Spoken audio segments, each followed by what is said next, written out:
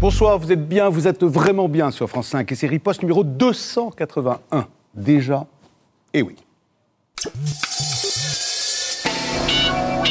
Allons enfants de la patrie, la France, la Marseillaise, le drapeau qui claque au vent, son histoire, les guerres, les défaites, les chagrins, les bonheurs, l'Empire et la Grande Révolution, la France aussi comme parfois chacun la sienne. La France et l'identité française au cœur tricolore de cette campagne présidentielle sur laquelle soufflent cependant les grands vents de la mondialisation et bien sûr de l'Europe.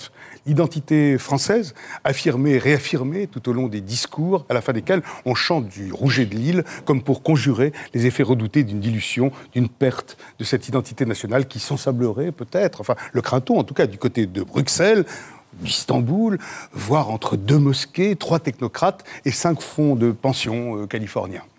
Allons enfants de la patrie et chacun sa France, hein, de Le Pen à Ségolène Royal, de Nicolas Sarkozy à De Villiers, vers vous aussi, Arlette Laguillet peut-être. Enfin bon, Jean-François Copé, collectionner les dates et les ancêtres, c'est devenu un sport national, les enfiler comme des perles, jolis colliers de référence pour faire vibrer les meetings et ronfler le net. Ainsi, Nicolas Sarkozy, qui se veut homme de synthèse entre ces Français qui votent pour les extrêmes, qui sont forcément désespérés, n'est-ce pas, Marine Le Pen, et ceux qui ont cru à la gauche de Jaurès et de Blum, mais qui ne s'y retrouvent plus, des déçus forcément, n'est-ce pas, Jean-Pierre Chevènement, que je suis ravi de recevoir. Donc Nicolas Sarkozy, l'homme de toutes les Frances, celle de Saint-Louis et de Carnot, de Pascal et de Voltaire, de Jules Ferry et de Danton, de Guy Môquet, le jeune héros résistant communiste, en même temps que celui de Zola et de Hugo, enfin la France de tous ses ancêtres réunis. Ainsi, Ségolène Royal qui chante, oui, la France de Jaurès et de Diams. Oui, de Diams, pas de Johnny Hallyday, dit de Doc Gineco, non, de Diams. La France de Gambetta et de Mitterrand, bref, la France du Panthéon, chacun le sien, ou presque. Jean-François Copé, ministre du Budget, présent sur ce plateau, prophétise « Nous avons un besoin phénoménal de parler de la France ». Ah oui, vous avez même fait un terme de colloque de votre club, générationfrance.fr, l'identité française. Alors, oui, mais comment en parler c'est ce qui va nous occuper, là. Un passé, un présent, pour quel avenir, pour quelle façon de vivre ensemble. Allons, enfants de la patrie, l'identité française, le modèle républicain, la France de M. Chevènement, apôtre et orfèvre, en matière de patriotisme. Et vous avez écrit un livre, La France de M. Monet, qui parut chez Fayard. La faute, non, parce qu'il y a sûr la faute de M. Monet, chez Fayard. La France d'Arlette Laguillet, qui se sent, dit-elle, plus proche d'un ouvrier de Côte d'Ivoire, je ne sais pas pourquoi vous avez dit Côte d'Ivoire, ça aurait pu être ailleurs, enfin en tout cas plus proche d'un ouvrier de Côte d'Ivoire ou d'ailleurs, que d'un patron français. Vous allez donc vous expliquer comment vous ressentez l'idée de patriotisme. La France de Marine Le Pen, qui a la Marseillaise parfois ombrageuse, elle qui a proclamé avec son parti, en tout cas, la France aimez-la ou quittez-la. C'était un des slogans du Front National. La France des banlieues, où les enfants issus des colonies d'hier, comme vous dites, ont parfois du mal à leur identité. Monsieur Chikaya, qui est adjoint au maire de Bagneux et qui connaît bien cette jeunesse des cités. Alors, enfants de la patrie, c'est parti. Mais avant, juste un point. On va faire un point avec notre amie Pierre Brossolette, qui est rédactrice en chef du Figaro Magazine. Et vous allez voir, elle va nous faire des révélations. Vous savez qu'avec le Figaro Magazine, nous avons un sondage régulier sur l'état de l'opinion. Alors là, vous avez des choses à nous dire qui sont paradoxales. On vous écoute. Attachez vos ceintures. Sylvie Pierre Brossolette, vous avez la parole. Voilà. Alors, on a testé l'opinion, comme c'était prévu, régulièrement, à date fixe avec notre collaboration, avec vous, Riposte à France 5, 3 jours avant le fameux congrès de la Porte de Versailles où Sarkozy a apparemment marqué des points. Et qu'est-ce qui se passait 3 jours avant ? Il avait un trou d'air. Il n'a jamais été aussi bas au premier tour. Je ne sais pas si on va voir apparaître le tableau, mais il était seulement à 29% d'intention de vote au premier tour. Et Ségolène Royal était assez haut, pas son maximum, mais elle était haut, elle était à 34. Jean-Marie Le Pen était à 14, c'est-à-dire assez en plus haut. Bayrou était à 9. Les autres ne changeaient pas beaucoup, mais ce qui était important, c'est que Sarkozy, tout d'un coup, baissait. Et que le deuxième tour, on va sans doute le voir apparaître également sur un tableau, donnait un avantage...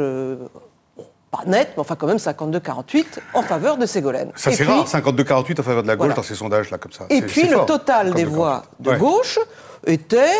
sans doute, en fait, pas si haut que ça, ce qui pouvait annoncer d'autres événements que je vais vous détailler dans une minute. Donc 45-55, 55 toujours quand même en faveur de la droite, sachant qu'on comprend les voix de Jean-Marie Le Pen qui n'ont pas forcément des reports totaux sur la droite. Bon. Alors ce qui se passe, et c'est ce que je vais vous révéler, puisqu'on a le droit de le dire à partir de 6 heures. Il est 6 heures pile, allez-y. Voilà. Donc, demain dans le Figaro, notre groupe, c'est partager les rôles, si je peux dire. La Sofresse a fait donc une photographie avant, a fait une photographie après. Donc, après riposte, bravo. Voilà. Très bien. Le 17 janvier, 3 jours après cet événement de la porte de Versailles, on a pu mesurer effectivement l'impact de cet événement. Alors ça peut être provisoire ou non, mais effectivement la tendance s'inverse. Et donc Sarkozy, qui était dans le trou à 29, se retrouve à 35 au premier tour. Ségolène perd 3 points. Il faut dire que ça a pataugé un peu du côté socialiste. Les autres ne bougeant pas trop, mais le total quand même gauche-droite baissant. En faveur, au détriment de la gauche. Elle se retrouve qu'à 41, ce qui est très bas, hein, ce qui est curieux. La gauche à 41, c'est du jamais vu. Le total gauche est trop bas pour être vrai, si je peux dire. Donc c'est effectivement... Et non pas trop beau pour y croire. Bon, c'est un phénomène, en tout cas, de congrès, un événement de campagne. Ça, c'est déjà arrivé dans l'histoire. Par exemple, en 88, quand en janvier 88, Barre était absolument devant Chirac. Chirac se présente officiellement, paf, ça se retourne en une semaine. À qui se fier, quoi. Ça change comme ça. C'est une photographie. À un moment donné, c'est intéressant. Ça montre simplement que Sarkozy a marqué des points pour son congrès. Ça ne dit pas que sur 2 mois ou 3 mois, il va engranger définitivement son acquis, mais il a eu un acquis. Bon, alors, un commentaire des uns des autres, non? Pas de commentaire. Il faut bien que les instituts de sondage vivent, mais franchement, tous ces sondages à 3 mois de l'élection, en tout cas, moi, ça me laisse complètement froide. Simplement, je voudrais dire... froide. Oui, tout à fait. Simplement, si quand même je rajouterais quelque chose, c'est que si les travailleurs de ce pays qui sont immigrés avaient le droit de vote, peut-être qu'on ne serait pas tout à fait dans le même rapport de force entre la droite et la gauche. Et le vote de ces jeunes qui viennent s'inscrire sur les listes électorales aussi, on va voir, hein, je ne sais pas. Alors, oui, Jean-Pierre Chevènement ? Oui, je crois que personne ne contestera que Nicolas Sarkozy a fait une entrée réussie en campagne. Mais il a avec lui, je dirais, tous les grands médias de masse, tous les hebdomadaires affichaient sa photographie la semaine dernière. Il y a un effet de masse, et c'est un homme très habile qui prétend avoir changé. Il se réclame de la résistance, mais il allait s'excuser de son arrogance à Washington. Changement. Donc alors, il suffirait de... Et je pourrais prendre d'autres exemples. Il veut revaloriser le travail et il propose un bouclier fiscal à 50%. Mais on voit bien que ceux qui bénéficieront de ce bouclier fiscal ne seront pas les travailleurs. Donc c'est un homme très habile, c'est un mystificateur de talent, hein, et il a réussi à tromper sans doute un peu de monde. Mais nous ne sommes pas encore entrés dans le cœur de la bataille. Et là, Arlette Laguillet a tout à fait raison. La moitié des électeurs ne s'intéressent pas encore vraiment à l'élection présidentielle. 3 toutes petites précisions. Il n'y a que 10% des gens dans le sondage qui disent qu'ils ne savent pas. Donc les gens sont assez mobilisés. Et l'explication du glissement de vote entre Sarkozy et Ségolène, c'est 3 choses. Le vote ouvrier qui reglisse un peu vers Sarkozy. Les vieux qui ont été rassurés par cette unité à droite, et le report des voix de Jean-Marie Le Pen qui s'opère mieux en faveur de Sarkozy. Je voulais juste signaler ces 3 éléments explicatifs. Jean-François Copé, vous êtes au cœur de la campagne de Nicolas Sarkozy. Hein. Bon, et puis en plus, ministre du budget, ça tombe bien. Alors l'impôt sur la fortune est entré par la campagne, par la porte, par les fenêtres, par la Suisse, tiens aussi, avec Johnny, par Internet, quand on parle de Hollande Royal. Enfin, Sarkozy, le bouclier fiscal dont vous venez de parler, pour les gros revenus, pas plus de 50% des revenus, etc. Et plus de 4 000 euros. François Hollande qui a dit qu'il fallait taxer à plus de 4 000 euros les ménages, tout ça. Est-ce que vous croyez qu'il y a une incidence? Est-ce que vous en êtes, etc. Vous devez être très content aujourd'hui, c'est une bonne journée pour vous. Le sondage, comme ça, et puis vous venez de publier un communiqué AFP qui dit que nous sommes exactement à 36, la baisse de la dette de la France, le déficit de la France, enfin, etc. Donc, oui, on n'a jamais été aussi bas rapporté au PIB depuis 91, 36,15 milliards. Oui. D'accord. Donc, alors, le débat sur l'ISF, etc., est-ce que vous pensez que ça pèse sur la campagne et que ça pèse fort sur la campagne? Le débat sur l'ISF, si c'est celui concernant Madame Royal, non, absolument pas. Non, mais... ce que je pense qui a pesé, c'est qu'effectivement, alors je sais que M. Chevènement avait évoqué tout sauf ça, mais enfin quand même, c'est qu'il y a quand même eu quelques couacs monumentaux du côté gauche de l'échiquier politique, M. Chevènement, pour ce qui concerne le débat fiscal. Et qu'effectivement, je pense que cela a introduit le doute chez les électeurs de gauche, alors que chez les électeurs de droite, il y a en ce moment une dynamique qui est en train de s'engager, parce qu'il y a un rassemblement de tout le monde, parce que c'est vrai que là où on pouvait voir des bisbilles il y a encore quelques semaines, aujourd'hui, il n'y en a pas, on le voit bien. Et puis surtout, parce qu'il y a un contenu, il y a un message politique. J'entendais M. Chevènement parler de mystification. Enfin, c'est un peu l'hôpital qui se moque de la charité, M. Chevènement. Il ne faut quand même pas charrier. Je me permets de vous le dire, vous savez que j'ai beaucoup de respect pour vous, même si je ne partage pas vos idées, notamment sur l'Europe. Mais vous engager avec Ségolène Royal, avec des trémolos dans la voix, alors que vous ne partagez aucune de ces idées, mais aucune. J'ai bien compris pourquoi vous l'aviez fait. Il y avait des négociations, c'est sans doute la vie, mais depuis des années et des années, vous nous expliquez que vous êtes en désaccord. Sur un texte politique, M. Copé. Mais lequel, M. Chevènement? Le projet du PS? Parce que le texte politique de réorienter la construction européenne, de la mettre au service de la croissance et de l'emploi, de faire en sorte que la politique soit au service du monde du travail et au service de la France, que je ne dissocie pas du monde du travail. Écoutez, il y a au moins un privilège, c'est qu'on en a en plus entendu sur le projet pour la France de la gauche par M. Chevènement que par Mme Royal, dont on ne sait toujours rien. Vous ne l'avez pas entendu, Mme Royal, elle s'est exprimée avec beaucoup de clarté à Porto, devant les socialistes européens. Aussi, elle s'est exprimée avec beaucoup de clarté, M. Et là, par contre, on ne vous a pas entendu. Et je le regrette parce que, M. Chevènement, vous êtes souvent un homme qui aime dire les vérités. Sur ce point précis qui nous a objectivement tous un peu choqués, vous n'avez pas trouvé les mots pour dire que sur ce point, ça valait peut-être la peine d'être en cohérence. Et je crois que, notamment sur la Chine, il y a plein de choses à dire. Excusez-moi sur la justice. Excusez-moi de vous dire que Mme Royal a été très claire. Elle a parlé des droits humains, ce qui veut dire à la fois les droits de l'homme et les droits sociaux. Elle a dit que la Chine aurait tout avantage à prendre davantage en compte les besoins de son propre peuple, par exemple la sécurité sociale, la liberté syndicale, et que tout cela ferait un partenariat plus solide dans la longue durée entre la France et la Chine. Monsieur Chevènement, vous n'avez pas ressenti du tout de trou d'air dans la campagne, tout le monde en parle, ce trou d'air dans la campagne de Ségolène Royal. Permettez-moi de vous dire que ce n'est pas sérieux. Il y a 3 mois devant nous. Il y a 3 mois devant nous, et les électeurs voteront le 22 avril. Donc, dans ces 3 mois, M. Sarkozy aura bien l'occasion de compter ses amis dans son camp. Ils sont très nombreux, chacun le sait. Et puis, on verra aussi, certainement, M. Sarkozy démontrer qu'il a des points faibles. Il a d'abord toutes les contradictions qu'il accumule. On ne peut pas dire qu'on est le parangon de la République. En même temps, tous les Français se souviennent qu'il est allé en Corse prôner un statut dérogatoire avec un pouvoir législatif, qu'il excite les communautarismes. Enfin, il n'est pas un républicain authentique. Là où il a raison, c'est que effectivement la route est encore très longue et qu'il y aura encore sans doute Nous beaucoup sommes tous d'accord sur ce point qui est au fond assez objectif. Monsieur Copé, à sa place, je serais quand même inquiet. En tout cas, quand on voit un député de l'UMP accuser quelqu'un d'essayer de magouiller le fils parce qu'il a créé une SCI pour protéger ses enfants, en l'occurrence Madame Royal, moi je m'inquiéterais à votre place de ces gens à l'UMP qui votent les lois et qui ne savent pas ce que ça veut dire et qui disent des choses... J'attendais tout sauf Arnaud Laguille en défenseur de l'évasion fiscale. Non mais c'est sympathique. De l'évasion... mais c'est très légal. Attendez, non, c'est pas de la fraude, l'évasion fiscale. Doucement. Simplement à organiser les choses de manière tout à fait légale. Les attaques contre Ségolène Royal étaient scandaleuses. Mais je suis d'accord. Attendez, ne parlez pas tous en même temps. Que votre parti, je finis là-dessus, ça vous gêne pas que votre parti dise n'importe quoi, ça vous gêne pas non plus de mentir sur les salaires des enseignants, sur les salaires des conducteurs de TGV, et en tout cas, puisque vous dites ça va mieux maintenant, il y a moins de dettes, etc., j'espère que vous allez annuler toutes les mesures de suppression de postes dans l'enseignement, parce que là, quand on parle justement, on veut parler d'identité française, etc., eh bien, parlons de l'éducation nécessaire pour tous les jeunes, les enfants, justement, issus de l'immigration. Et il y a besoin de beaucoup plus d'enseignants dès la maternelle. Or, vous supprimez 6 000 postes. Enfin, oui, c'est difficile. Il y a plein de questions en une seule. Bon, peut-être juste sur la dernière, simplement, pour dire un mot là-dessus. Oui. On a effectivement une différence avec l'extrême gauche, ça c'est vrai. C'est que moi, je pense depuis longtemps qu'on ne peut pas simplement se dire qu'on va se donner bonne conscience en rajoutant des postes de fonctionnaires. Il faut en mettre là où on en a besoin. Et effectivement, où on en a le plus besoin, c'est-à-dire dans le primaire, parce qu'il y a plus d'enfants, on a recruté plus. Dans le secondaire, il y a moins d'élèves. On en a mis moins. On va faire un petit tour. C'est le bon sens. On va faire un petit tour de table, si vous voulez bien. Parce qu'on parle des Français, ils votent ceci, ils votent cela, Marine Le Pen. C'est à vous aussi qui s'adresse. Hein.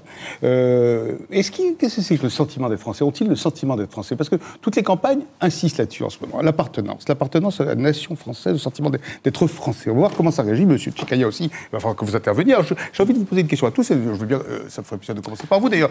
Attendez, je vous pose la question. Dites-moi ce que pour chaque d'entre vous signifie être Français. Y aurait-il une vision de droite, de gauche, d'extrême droite, d'extrême gauche? Enfin, allez, Monsieur Tchekaya, ensuite Madame Le Pen, que j'ai pas entendu, mutique Marine Le Pen aujourd'hui. Écoutez, franchement, les petites bagarres de ce niveau, effectivement, je préfère pas participer. Très bien. Alors, Monsieur Tchekaya. Je vais revenir à votre introduction. Tout à l'heure, vous parliez de plusieurs France. Oui. Il n'y a qu'une seule France. C'est une question. Il n'y a qu'une seule France, c'est une question, mais je veux bien y répondre. Et j'ai entendu la violence du discours de Villieriste hier, qui était plus un discours allant vers le séparatisme, vers le racisme, et qui convoquait comme ça à balkaniser notre nation. Nous, notre travail à devoir de mémoire, qu'on travaille sur la mémoire... C'est votre association que vous présidez, donc sur les mémoires, justement, c'est bien pour regarder notre histoire, pour agir tout de suite et construire un présent qui parle de notre nation. Il n'y a qu'une seule France. Et à l'intérieur de cette France, il y a les dites banlieues et les quartiers. Mais le sentiment d'appartenance à la liberté, l'égalité, la fraternité est contesté de génération en génération à des personnes qu'on appelle issues de l'immigration parce qu'ils sont noirs ou autres. Donc le sentiment d'appartenance, les gens ne se sentent pas français a priori, mais c'est au cours du parcours social où, à chaque fois qu'ils vont chercher un travail, un logement, ils ne sont plus français. On les dénaturalise. S'il y a une exaction, on les dénaturalise. On va chercher une partie de leurs composantes. On va dire c'est à cause de ceci ou cela. Donc, et encore, les dernières outrances de Frêche montrent que justement, il y a bien une autre France, mais celle dont nous, on est fiers tous ensemble, au collectif de mémoire, toutes les catégories sociales, toutes les couleurs. Donc il n'y a qu'une seule France dont font partie les banlieues. Et ils veulent... C'est une urgence. Et cet enjeu électoral, il y a bien la question identitaire qui est à l'intérieur de notre... Au cœur de la campagne. Au cœur de la campagne. Très bien, Marine Le Pen. Alors, être français. Être français. Ça, c'est une histoire d'amour. En réalité, c'est un sentiment amoureux. C'est aussi... Il faut d'abord aimer la France. C'est un peu comme la question pourquoi tu m'aimes? C'est toujours difficile de répondre à pourquoi tu m'aimes.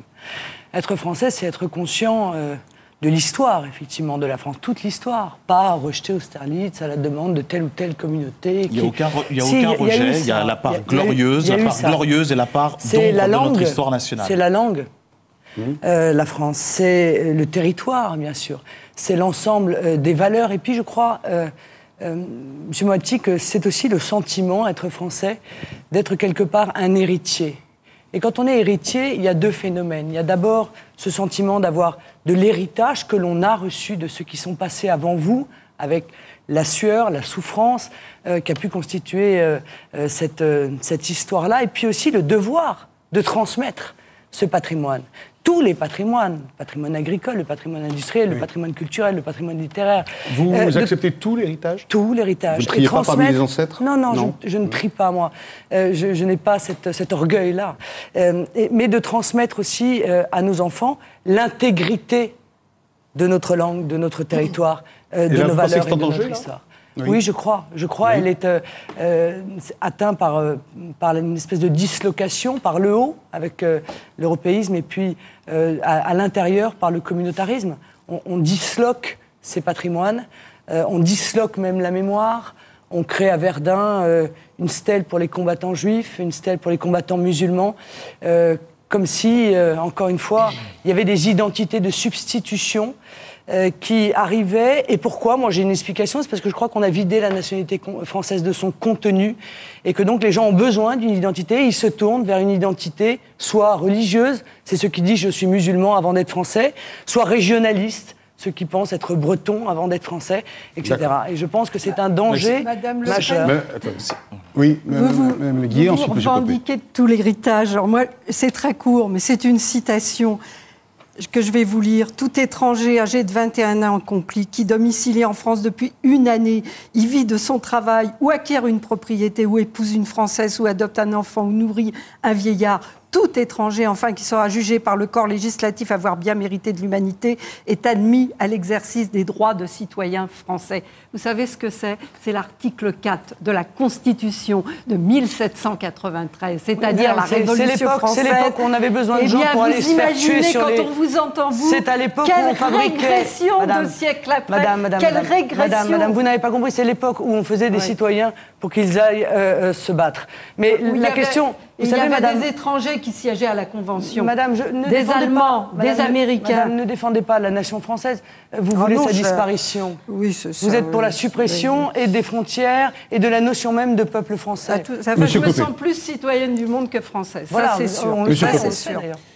Moi, je crois que vous avez raison. Cette question de l'identité de l'identité française va être certainement au cœur de la campagne. Moi, j'écoutais ce qui vient d'être dit, et notamment par M. Tchikaya. Je crois que c'est tout à fait ça. Vous savez, il y a une phrase qui a été prononcée par Nicolas Sarkozy dans son discours la semaine dernière, qui a de quoi nous faire méditer. Lorsqu'il dit, à propos, évoquant les grands anciens, De Gaulle, Clémenceau, etc., il dit « Ils m'ont enseigné à moi, petit Français au sang mêlé, la fierté d'être français et l'amour de la France. » C'est une phrase qui en dit long sur ce qu'est devenu et ce que doit devenir le débat politique aujourd'hui. Je crois que c'est vraiment maintenant que cette question doit être posée. Et pourquoi elle doit l'être ? Parce que contrairement à ce qu'on peut vivre dans d'autres pays, on est en France dans un pays où depuis des décennies, il n'y a plus, dans le débat public, cette question, qui sommes-nous ? Pourquoi est-ce qu'on est ensemble ? À quoi on sert ? Et qu'est-ce qu'on va faire ensemble ? Et du coup, parce que plus personne ne se l'est posé, plus personne n'a regardé comment les... Oui, enfin, sauf que vous l'avez fait de manière extrêmement restrictive. Votre vision de la France est devenue tellement restrictive que, justement, du coup, elle a interdit à toute une partie de la population française d'avoir une espérance et un destin ensemble. Monsieur Copé, justement, quel est votre projet ? Votre candidat, donc ce petit Français au sang mêlé, vous êtes un peu comme lui, vous avez comme un quart des Français un grand-père d'origine étrangère. Pour vous, l'intégration a marché, comme pour Sarkozy. Aujourd'hui, elle ne marche plus. Comment vous expliquez ça. Non, mais elle marche beaucoup moins bien, objectivement. Vrai, attendez. Et je termine. Quelles sont les solutions ? Votre candidat a dit un jour que ceux qui n'aimaient pas la France feraient mieux de la quitter. C'est effectivement un peu comme au Front National. Souvenir, enfin des choses. Vous, est-ce que vous avez... Quelle solution vous avez ? Parce que je crois que ce n'est pas votre idée de faire partir les gens. Donc, quelle solution vous avez pour que les Français qui se sentent mal avec la France, qui sifflent la Marseillaise, qui se sentent mal à les banlieues, qui se sentent des Français un peu à part, comment vous faites pour les remettre dans la communauté nationale ? Jean-François Copé, ensuite Jean-Pierre Chevènement. Oui, c'est évidemment une question très importante. Vous preniez l'exemple de Nicolas Sarkozy ou le mien. Moi, je suis issu de l'immigration, d'une certaine manière, puisque mon grand-père était roumain et qu'il est venu en France dans les années 20, ce que j'ai d'ailleurs raconté dans mon livre. Effectivement, c'était l'époque du modèle d'assimilation. C'est-à-dire qu'à l'époque, il y avait des centaines de milliers de gens qui venaient de la lointaine Europe centrale, qui arrivaient en France et qui étaient dans une logique de dire on parle le plus vite possible le français sans accent et on se fond dans la qu'est-ce qui a fait que ça a marché rapidement pour je vais vous dire, pourquoi est-ce qu'à cette époque-là, ça marchait ? On était dans cette logique d'assimilation. Ce modèle, aujourd'hui, ne marche plus. Je vais vous donner un exemple très concret pour vous l'illustrer. À Meaux, dans la ville dont je suis le maire, j'ai un de mes administrés qui travaille à la NPE. Il s'appelle Saïd Rezeg. Bon. Il est français d'origine marocaine. Et il raconte, quand on a fait cette réunion de GénérationFrance.fr sur l'identité, il dit « Moi, j'ai un problème. Quand je suis dans ma famille au Maroc, on me dit « Ah, mais non, mais toi, t'es français. » Et ici, on me dit « D'où tu viens ? De quel pays tu viens ?» Eh bien, donc, on voit bien que ce qui pouvait marcher en termes d'assimilation il y a 100 ans ou 80 ans, à une époque où on pouvait se fondre, parler français sans accent, et puis vivre sa vie de français, eh bien, aujourd'hui, on n'est plus dans cette disposition. Parce qu'en réalité, la diversité fait qu'on ne peut plus être dans l'assimilation, qu'on ne peut pas accepter non plus le multiculturalisme, et qu'il faut donc inventer autre chose. Et donc, inventer autre chose, ça passe peut-être par une idée simple d'abord, c'est de regarder, c'est ce qui fait une de nos grandes différences avec vous, Madame Le Pen, la France avec lucidité telle qu'elle est aujourd'hui. Parce que la population française d'aujourd'hui, c'est pas la même. Et donc, effectivement, il faut mettre les pieds dans le plat. Alors, ça veut dire quoi, M. Copé ? Ça veut dire concrètement... C'est des mots vides de sens, ça. Écoutez, pardon, je fais ça avec mes petits mots à moi. Juste vous dire que ça... Si vous le permettez, juste je réponds d'un mot et après j'en termine. Ça veut dire donc très concrètement qu'il faut bien voir qu'aujourd'hui, il y a des gens qui n'ont pas la même égalité des droits et des devoirs. Il y a deux poids, deux mesures. Et que de la même manière, sur ces sujets, les chemins de réussite ne sont pas les mêmes. Donc on a des solutions par rapport à ça. Et c'est ça l'objet de la campagne. Et on va les prendre les uns après les autres. Jean-Pierre Chevènement appelle ça le regard républicain. Je suis très frappé d'entendre la description que M. Copé fait de la France Aujourd'hui, on a l'impression que plus rien n'unit ces communautés séparées, que M. Sarkozy flatte tour à tour. En réalité, depuis la Révolution française, la France, c'est une communauté de citoyens. Elle ne se définit pas comme étant une communauté de souche. D'ailleurs, nous sommes un peuple extrêmement brassé. Hein, et forcément, nous sommes le petit cap de l'Eurasie. Alors, tout le monde est venu là. Donc, nous sommes un peuple brassé, fait à peu près de tous les peuples d'Europe et même du monde, et on peut faire avec tous des Français. Hein, y compris, d'ailleurs, il y a un sondage qui dit que 70% des Français pensent qu'on peut être noir et français. On dirait que c'est pas assez, mais ça montre qu'une immense majorité des Français adhèrent à cette conception volontariste. Être français, c'est avoir la volonté d'être français. Hein. Alors pourquoi on dit partout l'intégration ne marche pas, ça Je ne sais pas pourquoi on le dit, mais parce que nos élites, ceux qui nous dirigent, les patrons de multinationales, la grande finance mondialisée, la France, son État, ça les gêne. Il faudrait pouvoir la faire disparaître. Parce qu'effectivement, là, il y a le politique. Il y a une volonté politique. Même M. de Villepin n'est pas toujours mal inspiré quand il parle de patriotisme économique. Sauf que les gouvernements de droite, depuis les dernières élections, ont laissé partir Péchinet et puis Arcelor. C'est quand même pas rien. Hein, ils ont laissé partir à l'étranger, enfin les centres de décision sont partis à l'étranger des deux grandes entreprises qui fabriquaient des métaux. Donc nous voyons que nos élites en réalité n'ont pas la volonté de faire qu'à travers la France, il y a un projet qui permet d'orienter l'Europe, de parler au monde, un projet universel. Marine Le Pen, parce que la France, c'est cela. Attendez, Marine Le Pen, ensuite Arlette. Je crois qu'il y a une erreur qui est commise parce que souvent les gens pensent que l'assimilation, que l'assimilation c'est l'aboutissement de l'intégration ou l'intégration l'aboutissement de l'assimilation. Ce sont deux concepts totalement différents. Ce sont deux idées différentes. Avant, on a assimilé. Et depuis une vingtaine d'années... Même parfois à marche forcée, on est d'accord. Oui, à marche forcée, c'est vrai. Aujourd'hui, et depuis 20 ans, on a cherché à intégrer. L'intégration... Quelle différence vous faites? Alors, un peu de sémantique, alors. Ça consiste à dire à celui qui vient, surtout ne vous fondez pas dans la communauté nationale. Restez tel que vous êtes. Conservez votre culture, votre religion, votre langue, votre manière de vivre. Vous voudriez quoi? Qu'ils abandonnent tout ça? Attendez. Une partie de tout ça, oui, monsieur Moiti. C'est ça, l'assimilation. Qu'est-ce qu'ils devraient abandonner? C'est une violence. Qu'est-ce qu'ils devraient abandonner pour Laissez-moi dire. C'est vrai que dans l'assimilation, il y a une espèce de forme de violence. Parce qu'on abandonne une partie de soi. Mais on abandonne une partie de soi pour se fondre dans la communauté nationale. Et c'est parce qu'il existe ce sacrifice que la communauté nationale vous adopte d'autant plus facilement. C'est deux concepts différents. Or là, on a fait un millefeuille. On a pris des communautés. Enlever une partie de soi. On a pris mais écoutez, on a pris des communautés et on les a agrégées les unes au-dessus des autres. C'est pas un problème de communauté, Marine Le Pen.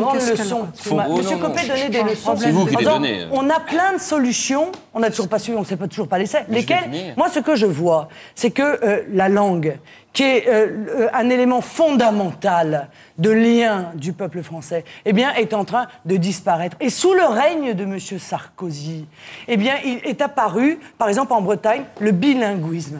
C'est-à-dire que vous allez aujourd'hui sur les panneaux routiers, eh bien vous avez non plus seulement, ce qui pouvait être compréhensible, le nom de la ville en breton, mais maintenant vous avez toute direction ou zone commerciale. C'est-à-dire qu'on revient au bilinguisme. Eh bien par exemple, ça c'est extrêmement grave.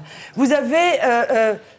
non, attendez, parce que il y a juste un problème dans l'intégration. Vous avez, écoutez, laissez-moi terminer juste un mot. Sous le règne de votre gouvernement, dans le cahier d'école de ma fille, qui a 8 ans, et de mes jumeaux qui en ont 7, il y a marqué « Si vous voulez que vos enfants prennent des cours de langue ou de culture d'origine, faites-le savoir. » Or, c'est exactement l'inverse qu'il faut faire. Il ne faut pas renvoyer les gens à qui on a dit « Vous pouvez devenir français ». Il ne faut pas les renvoyer systématiquement à leur culture, parce qu'effectivement, après, ils ne savent pas où ils sont.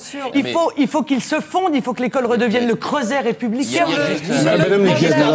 En 2 mots sur l'intégration, qu'on arrête de parler d'intégration. Bien sûr que il y avait un reportage à midi sur une chaîne nationale. Je ne les vois pas, je ne sais pas. Alors. Sur Bérennes-les-Forbach, où le taux de chômage, il n'est pas de 9%, il est de 25%, il est de 30%, il est de 50% dans certains quartiers. Bien sûr que le problème aujourd'hui, c'est l'emploi, c'est le chômage, c'est le meilleur facteur d'intégration, c'est l'emploi. Pas d'intégration. Exactement comme les femmes ont pu gagner gagner leurs droits en travaillant. Eh bien, c'est la même chose dans Sinon, les pour vous, ce sont des banlieues mots, quoi, ce sont des mots. Madame Laguille, vous avez raison. Attendez, Mais oui, moi, j'aimerais vous entendre, vraiment. Les jeunes d'origine étrangère, ils aspirent qu'à une chose, c'est pouvoir avoir un travail.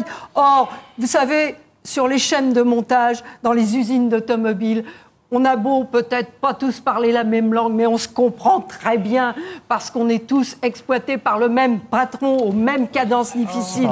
Et là, croyez-moi, l'intégration, Madame Laguille a raison. je termine juste là-dessus. J'allais vous Parce appuyer.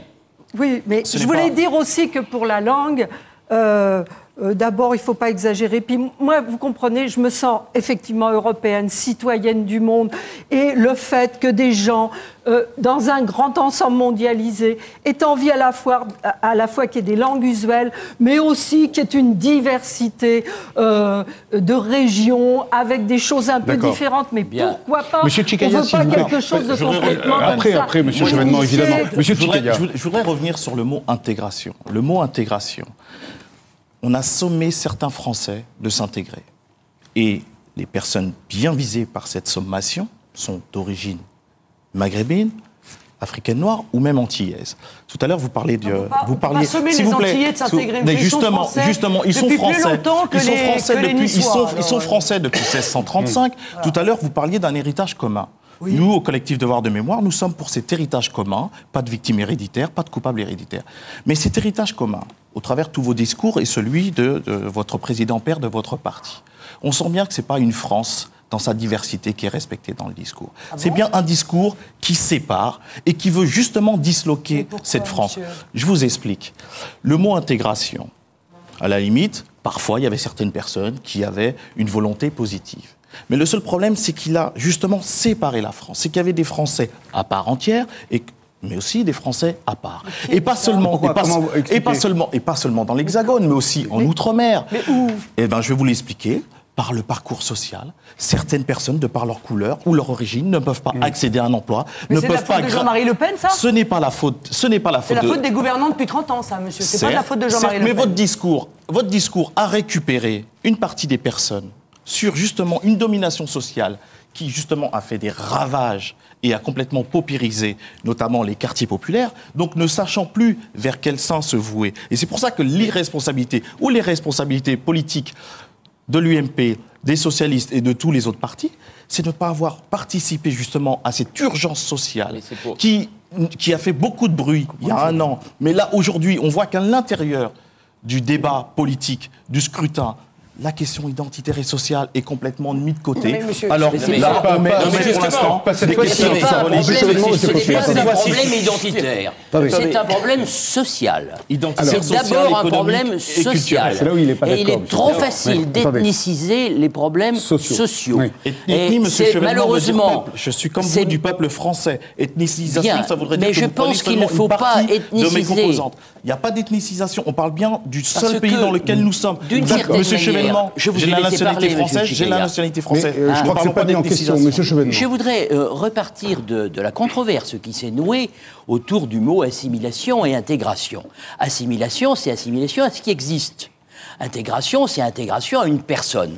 Or, la France est une personne, mais une personne qui vit et qui a intégré beaucoup d'apports. D'abord, l'apport des Romains qui nous ont colonisés. Et puis, je dirais, au XVIe siècle, au XVIIe, l'apport des Italiens et des Espagnols a été considérable. L'apport de l'anglais est visible dans notre langue. L'apport... tous ces apports ont fait la France. Mais bien entendu, l'apport des Algériens, des Maghrébins, des Noirs de l'ancien Empire français, tout cela, ça fait partie de la France du XXIe siècle. Si vous voulez, le couscous n'était pas un plat français au XIXe siècle, mais il l'est devenu. Oui. Il l'est devenu aujourd'hui. C'est un grand plat national. Oui. Donc, il faut avoir cette vision évolutive. Et là où je donnais raison... Vous donnez le là où je donnais raison sur ce plateau-là. Mais je ne donne pas raison à Mme Le Pen parce qu'elle considère que voilà, la nation française, c'est quelque chose d'arrêté. On est des Français de souche et ça ne s'arrête jamais. Là où je pense que, effectivement, Mme Laguille a dit quelque chose de très juste, c'est que quand on ne donne pas de travail à ces centaines de milliers de jeunes, il est difficile de leur demander, je dirais, cet acte d'amour qui, effectivement, va avec le patriotisme. Monsieur Chevènement, dont je suis vous, comme M. Monsieur Copé, vous insistez sur... Il faut revisiter, au fond, la notion d'égalité. Hein, si j'ai bien compris. Vous dites, Monsieur Copé, un réexamen complet de la notion d'égalité. Oui, je vous cite là. Bien sûr. Donc, vous semblez être d'accord avec M. Chevènement. Moi, j'ai un profond désaccord. Ils vont expliquer. Moi, j'ai un profond désaccord avec M. Chevènement, d'ailleurs avec Mme Le Pen sur tout ça. C'est-à-dire qu'il n'y a pas d'un côté à hiérarchiser si on est dans un problème d'identité ou dans un problème social. En réalité, c'est la même chose. Les hommes politiques, depuis des années et des années, ont perdu l'habitude de parler de tout ça. Dans nos programmes, les uns et les autres, on met grand 1, qu'est-ce qu'on fera pour les impôts, on l'a vu la semaine dernière, qu'est-ce qu'on fera pour l'emploi, qu'est-ce qu'on fera pour la maladie, etc. Nous, ce qui compte aujourd'hui, c'est d'aller maintenant à des pistes de solutions sur la question, effectivement, qu'est-ce que ça doit être de vivre ensemble demain. Et à partir de là, il faut revisiter l'ensemble des sujets. Et le premier d'entre eux... excusez-moi. Permettez-moi de vous dire que c'est l'identité républicaine. L'identité française, c'est l'identité républicaine. Je crois qu'il ne faut pas démordre de cela. Monsieur Chevènement, ne débordez de rien, mais ne n'expliquez pas que vous, c'est du génie et moi, c'est du baratin. Comme ça, on va pouvoir se respecter. Je termine juste. Sur ce point, notre sujet, c'est qu'aussi bien sur l'égalité des droits que sur l'égalité des devoirs, on n'a pas fait le boulot. Je suis désolé de le dire, mais c'est comme ça que ça marche. Pourquoi est-ce qu'il y a autant de gens qui se parlent plus, s'écoutent plus, se respectent plus, ont peur les uns des autres? Et c'est pour ça que le préalable de la sécurité, d'une part, est indispensable, de la lutte contre l'immigration clandestine. Et c'était évident que dans ce domaine-là, on a fait beaucoup depuis 5 ans, et c'était indispensable d'ailleurs, les enquêtes d'opinion l'ont montré. Mais une fois qu'on a dit ça, il faut aller beaucoup plus loin. L'égalité des droits. Tout le monde est au point sur les droits qu'il doit avoir. D'accord. Enfin, sauf qu'un certain nombre n'arrivent pas à accéder à des droits, des responsabilités économiques ou des responsabilités politiques. Ceux qui sont issus, par exemple, de l'immigration récente. C'est normal. Deuxième point, en ce qui concerne... c'est vous qui me dites ça, c'est nous, qui se moque de la charité. Non, mais c'est un gag, Marine Le Pen. Non, là, je pense que c'est dans le domaine du gag. Et deuxième point, sur l'égalité... Oui, et sur l'égalité, oui, c'est un pour l'ensemble de votre génération. Deuxième point, l'égalité des devoirs. Sur l'égalité des devoirs, on a la mémoire qui flanche. On n'a plus ce discours-là. Comment est-ce qu'on parle de responsabilité des parents, de responsabilité citoyenne par rapport à un certain nombre de comportements? Et c'est effectivement parce qu'on a mis chacun en compartiment que personne se sent complètement dans la nation. Et c'est pour ça qu'on a des comportements tels que siffler la Marseillaise, par exemple. J'ai quand même rétabli l'éducation civique, que j'ai réintroduit la Marseillaise dans le répertoire scolaire. Et c'était il y a 20 ans, et pourtant 20 ans après, il y a eu des gens qui l'ont sifflé devant un Jospin de marbre. Mais prouve bien que le problème est allé au-delà. Effectivement, dans nos élites, il n'y a pas le désir de faire vivre la France. Il y a... C'est inexact. Il y a aujourd'hui sur les élites plus que sur les autres, c'est pas le sujet. Il y a aujourd'hui une domination du capital financier, des fonds de pension, des fonds d'investissement qui tiennent nos entreprises, exigent une rentabilité extraordinaire, concentrent, licencient, délocalisent. Et vous parlez de revaloriser le travail, mais qu'est-ce que ça veut dire? Vous sortez la feuille d'impôt de Madame Royal, mais vous feriez mieux de vous intéresser à ce que gagne Monsieur Turuk, 17 millions d'euros par an. D'abord, premier point. 17 millions d'euros par an. Ça, c'est un vrai sujet. D'abord, premièrement, je voudrais que les choses soient claires. On ne sort rien du tout. Moi, je suis, en tant que ministre du Budget, garant du secret fiscal. Et j'étais, comme tout le monde, tout à fait choqué par cette polémique qui touchait à la personne. Pour le reste, je l'ai toujours dit. Deuxième point, sur le fond des choses. On va prendre 2 exemples concrets. Vous avez 2 jeunes Français. Tous les 2, ils ont 18 ans. Il y en a un qui est issu d'immigration récente. Il habite dans un quartier difficile. Dans sa tête, compte tenu du nom qu'il porte, compte tenu de son origine, il pense qu'en France, il ne va pas y arriver. Un autre jeune, qui ne se connaît pas, dans un beau quartier, on va dire, ou un quartier chic, allez, il a fait de bonnes études, lui. Il a 18 ans, il est plutôt favorisé. Dans sa tête, il se dit, si je réussis mes études, je pars à l'étranger, parce qu'en France, j'y arriverai pas. Vous avez donc 2 jeunes. Ils ont le même âge, ils sont tous les 2 français. Et ils pensent tous les 2 qu'en France, ils ne vont pas y arriver. Et nous, on ne doit pas se poser cette question pour l'avenir. Mais Madame Le Pen, cette question va bien au-delà du seul exercice du pouvoir d'aujourd'hui. C'est le débat de fond que nous devons avoir avec les Français. Attendez, on va remettre... Il y a quand même quelque chose de choquant que vous avez dit. Comme à chaque fois, ensuite une question, Sylvia Brossolette. Dès qu'on parle ou de l'identité française, des travailleurs d'origine immigrée, on nous remet l'immigration clandestine. On dirait que les immigrés clandestins, ce sont des délinquants. Or, ce sont des délinquants. Non, et ce sont des travailleurs dans ce pays. Et ils ne seraient pas clandestins si on leur donnait des papiers dès lors qu'ils sont là. Et d'ailleurs, les voleurs ne seraient pas voleurs si vous leur donniez votre portefeuille. Oui, ah bah oui, c'est sûr. Justement, j'avais une question. Comme d'habitude, dès qu'on parle d'immigration, on parle voleur du côté de Madame Le Pen. Mais non, c'est pas ça. Mais si, bien sûr. On viole la loi quand on se maintient sur le territoire. Je crois qu'il faut peut-être quand même rappeler que ce pays... Lorsqu'il y a eu la révolution industrielle dans les années 1880, qu'il n'y avait pas suffisamment de travailleurs, parce qu'il y avait 54% qui étaient encore des paysans, alors que l'Angleterre, elle avait déjà plus que 22% de paysans. Pour rattraper ce retard, on les a fait venir, les immigrés. Et ce sont leurs enfants, leurs petits-enfants, qui ont construit ensuite ce pays. Madame, alors l'identité française, ne reconnaît ce sont tous ces gens-là, tous ceux-là. La République française, elle reconnaît les citoyens, pas les communautés. Comprenez? Madame Brossolette, d'accord.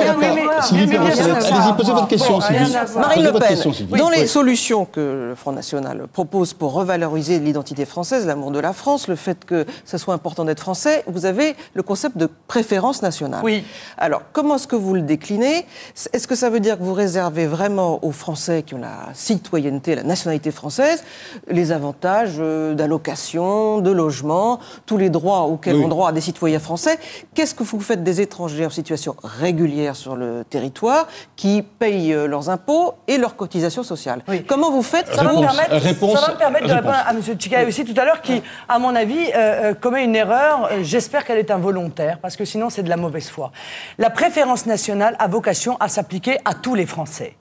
Entendez-moi bien, si nous étions arrivés il y a 30 ans au pouvoir, nous considérons que la nationalité française s'hérite ou se mérite et par conséquent, il n'y aurait pas eu les naturalisations automatiques qui ont eu lieu. Il n'en demeure pas moins qu'elles ont existé et que la préférence nationale au logement, à l'emploi, aux allocations familiales, c'est-à-dire rendre aux Français le privilège d'être Français dans leur propre pays, s'appliquera à tous les Français. Oui, mais qu'est-ce que vous faites des étrangers en situation régulière? Continuez à ne pas le dire. Mais écoutez, madame, pour les citoyens, les Français, les étrangers en situation régulière sont des étrangers qui sont là pour travailler. Oui. Il n'y a pas de travail dans notre pays. Par conséquent, nous leur dirons, écoutez, voilà, on va pendant 4 mois, à l'issue de votre contrat de travail, vous laissez une allocation pour pouvoir vous retourner, éventuellement soit retrouver un travail, si tant est, dans le cas de la préférence nationale, c'est-à-dire la priorité donnée aux Français à l'accès à l'emploi.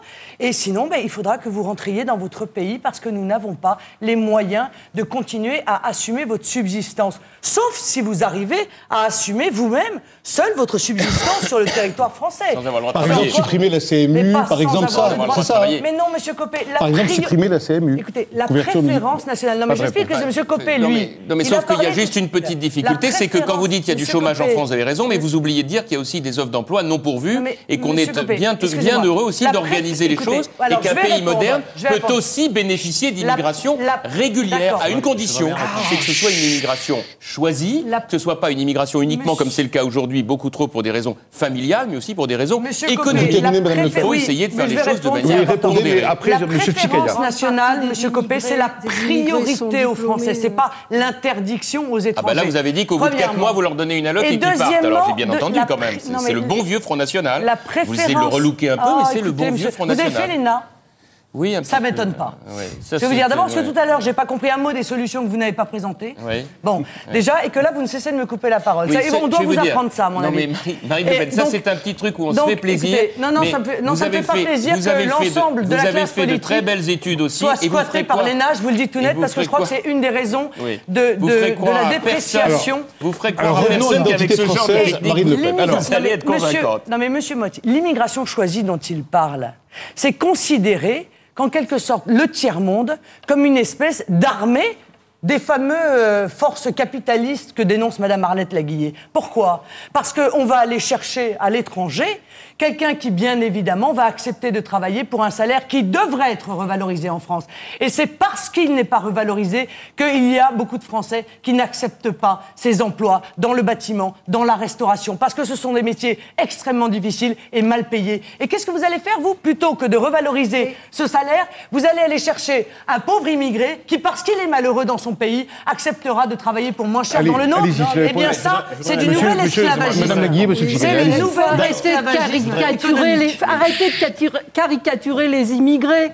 Vous savez, ceux qui font le ménage dans les bureaux, vous avez discuté avec eux très tôt le matin. Qu'est-ce que j'ai dit contre eux? Beaucoup ont des diplômes. J'ai rien dit. les pauvres malheureux Mais qui pas ceci, du que tout. cela. J'ai dit qu'ils mais acceptent vous de connaissez travailler pour rien, bien vous moins ne fréquentez cher. pas ces milieux-là. Mais madame- vous vous en cachez surtout. Mais madame, vous par vous contre, trompez. par Écoutez, en contre, tout quand cas- vous Attendez, dénoncez, non, j'ai par contre, promis à Madame M. Le Tchikaya Pen, d'y passer la parole. quand vous Allez. dénoncez les forces capitalistes d'un critère absolument. ironique, vous ne vous y attaquez surtout pas. Vous êtes pour l'exploitation patronale, vous êtes pour les profits, vous n'êtes pas pour prendre sur Et ces vous leur rendez profits bien service pour en supprimant créer les des frontières, emplois. Madame Laguillet, et en leur permettant d'aller faire leurs courses, Moi, je d'aller faire leurs supprime les courses frontières. dans les C'est marchés, moi dans les qui ai marchés supprimé les du frontières. tiers-monde. Très drôle. Monsieur Tchikaya, Monsieur Alors, Tchikaya. apporter de la main-d'œuvre à bas prix. Monsieur Tchikaya. Excusez-moi, je voudrais vous répondre, vous m'avez interpellé tout à l'heure. Permettez-moi de vous dire que je ne vous crois pas.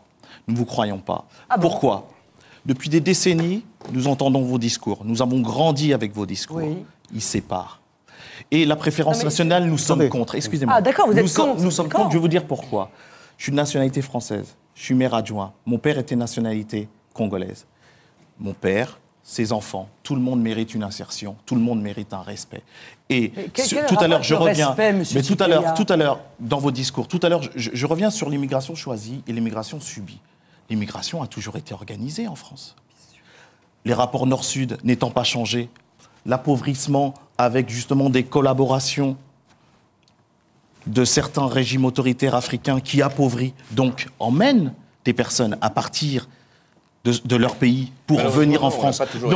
Donc justement, alors, monsieur il faut Tchikaya. aussi- donc ce que je demande m'avez justement, toujours pas dit ce que- pourquoi ce on que je divise. demande- Je sais pas qui a fait l'un des deux, mais vous Terminez, hurlez, monsieur c'est Tchikaya. absolument ce que je terrifiant. demande. Terminez, Monsieur Vous Tchikaya. divisez dans vos discours, vous divisez dans Non, votre mais posture. dites-moi- Mais je suis maintenant à Laissez- Monsieur laissez- Copé. Laissez-le Mais dire. il parle, D'abord, mais arrêtez attendez. de l'agresser. Je vais faire le moitié. Oh Je non, suis mais arrêtez de non. l'agresser. Je suis maintenant. Monsieur Copé, il est assez pas entendre Madame Madame Le Pen, Mais il je suis s'adresse à moi, Monsieur Copé, excusez-moi, Oui. mais Non, vous mais avez attendez, parlé à laissez-le la terminer. peine. Mais ma question il me parle à est moi. Je veux dire sur S'il ce vous point plaît. extrêmement tocariste. Attention, s'il vous plaît. Ma question est en deux parties. Elle a commencé par vous, elle finit par Monsieur Voilà, vous Copé. voyez, c'est pas si D'abord, c'est simple. moi. Voilà, et je Pas parle si de, simple. Stop. voilà, je parle de l'immigration subie et l'immigration choisie. C'est Voilà. un terme qui divise aussi et qui est dangereux.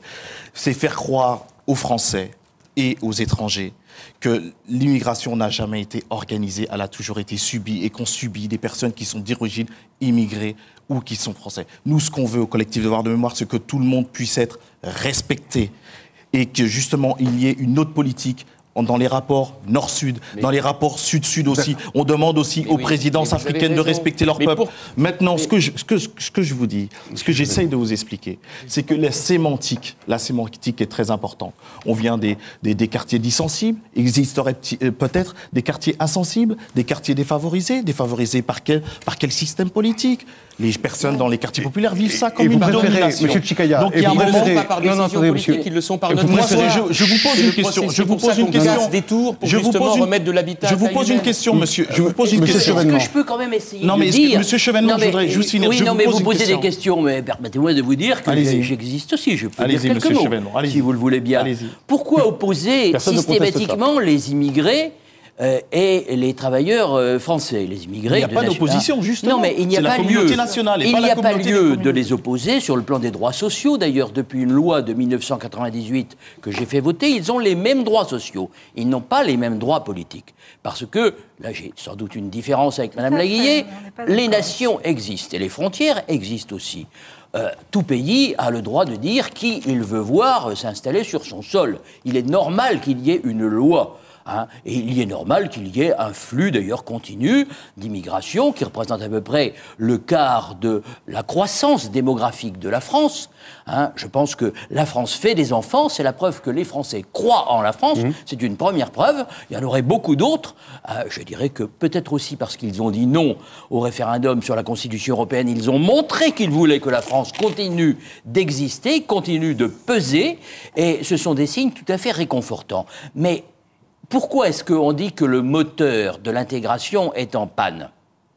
Le moteur d'intégration républicaine. Mais parce que ceux qui avaient la charge de le faire marcher ne le font plus marcher. C'est une panne, non pas mécanique, c'est une panne de carburant. C'est qu'il n'y a plus la volonté. On a laissé la France installer un chômage de masse. On a laissé la ségrégation s'installer dans les quartiers. L'éducation nationale...